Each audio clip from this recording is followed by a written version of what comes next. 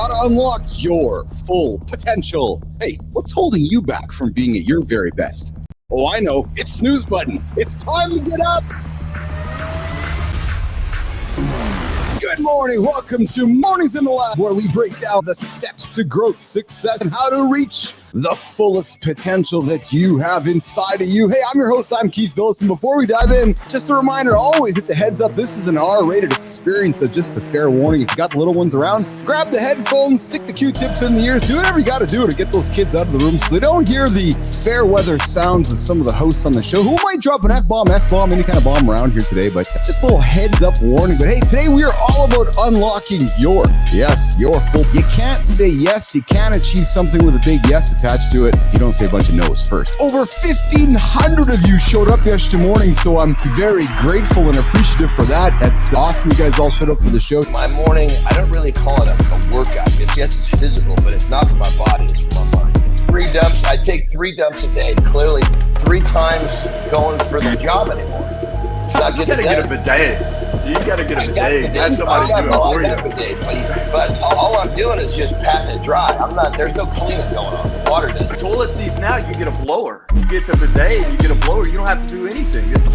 It's amazing technology. With cleaning the deep cheeks. When that thing is filled with hair, a blower ain't gonna get the job. If I don't like it on my hands, why do I want to blow more poop funk on my butt after I'm done? You gotta step up the toilet game. You gotta get that bidet in there. Marty, I think we're going to start a new segment. Keith and Marty dissect how John wipes his ass. I've never looked at lunges in my life the same ever since I learned about deep cheeks. I'm telling you, Jimmy, I think about lunges and deep cheeks. I look at asses, never the same again. It's showing up for yourself again and again and again and again until you start to believe in your own superpower. What promise can you make to yourself that will move that needle starting right now? Drop it in the comment. Let me hear what you have to say. If you're making a New Year's resolution, it's because you've been saying, I'll do it tomorrow, which means you're already on the wrong track. I deep cheeks, and I regretted Googling deep cheeks. The voices in our head are our biggest barriers. When we negotiate with ourselves, we're only setting ourselves up for failure. I'm a better husband, I'm a better father, I'm a better businessman, I'm better across the board, but I don't listen to that shit. Just fucking get it done now. When we make things a habit, I never talk myself out of brushing my teeth. That is just a thing that I never talk myself out of doing. Feeling your feelings is actually a really important part of being resilient. You can feel your feelings, you can feel the anger, you can feel whatever, and then still do the thing that you want to do. When you lie to yourself, again, you're lying. You're creating that distrust between you, and that's never a good thing. That relationship with yourself is everything. Vulnerability is the superpower for us human beings. Rest is power.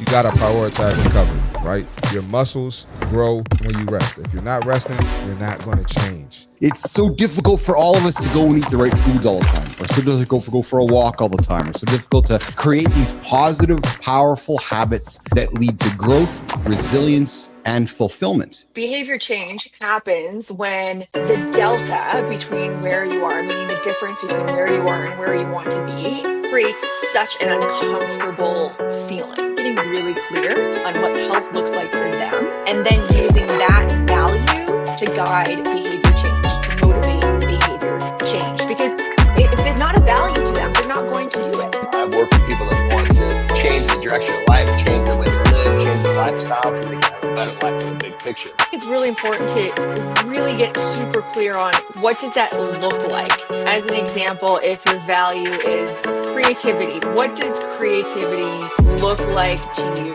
on a daily, weekly, monthly basis? When somebody is starting a habit, what are the things, the practical things that you can do that will get you 1 step closer, 2 steps closer, 3 steps closer to where you want to be? And doing that repetitively over and over again so that it becomes, like you called it, a habit versus something that you have to think about. You're not overweight because of junk food. You're overweight because you made the choice to eat it. So you're not out of breath at the top of the steps because of the steps. You're out of breath at the top of the steps because you made the choice not to exercise. You got to take accountability for your actions. We want to live exclusively in that moment and be fully present in that moment. I just stopped caring about failure. I just realized I fail at everything, but I use that failure and I get better. Failure's part of life. It might happen, but it's okay.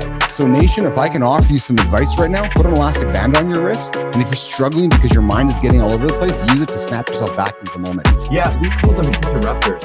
So it can be an elastic band technique. It can be something else. Sometimes we'll use a countdown method where you'll just be 4, 3, 2, 1, and then follow that up with maybe a piece of positive self-talk or something like that. All we need is like 1 or 2 seconds of an interruption in that negative thought loop to break us out of it. We all have sex. We all have organs like we all have.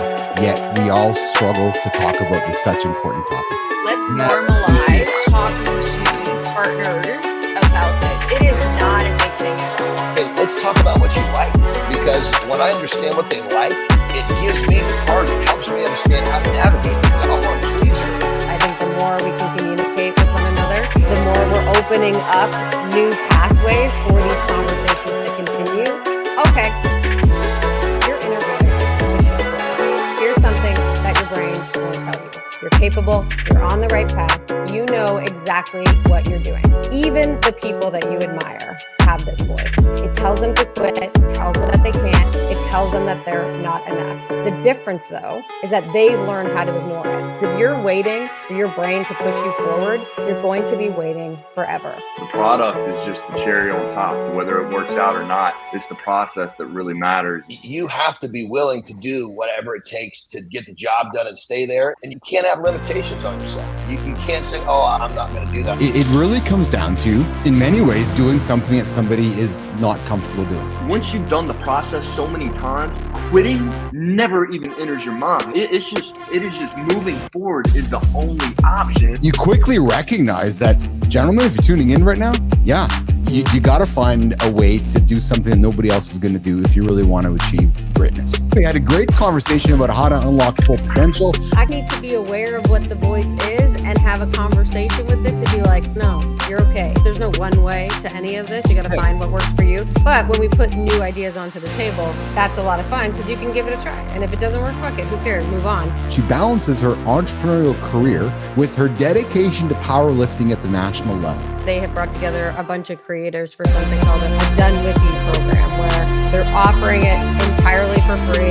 She embodies this mindset of a business athlete. Not only is she a national level powerlifter for Great Britain, but she's also an entrepreneur who is using AI in a very different way. We haven't even scratched the surface on what AI is going to be able to do for folks that are putting their work out there and do have a body of work. If you're in your head today, just put an elastic band on yourself and get moved. To achieve big goals, there's going to be discomfort. The reality is, to achieve massive, audacious goals, there's going to be discomfort. We're so used to seeing the end result, yet we talk on this show about enjoying the process. Easy life now, hard things later, hard things now, easier life. These are my non-negotiables. I'm going to embrace comfort today, and nobody's going to be beside me holding my hand. I didn't figure this shit out in my 20s. I didn't figure this shit out in my 30s. Like, it took me a long time to figure these things out.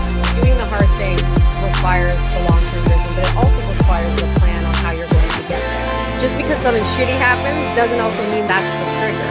There's got to be something internal that switches. I'm hoping that this show gives people the ability to find a trigger moment to say, yeah, I heard Richie do this ultra marathon. I'm going to go try that. My hope for everyone is that they don't need something traumatic. They don't need a scare. They don't need like an awful thing to happen for it to trigger them. How do I take all this stuff that I know and turn it into something that's going to benefit other people? And that's how I can approach making money.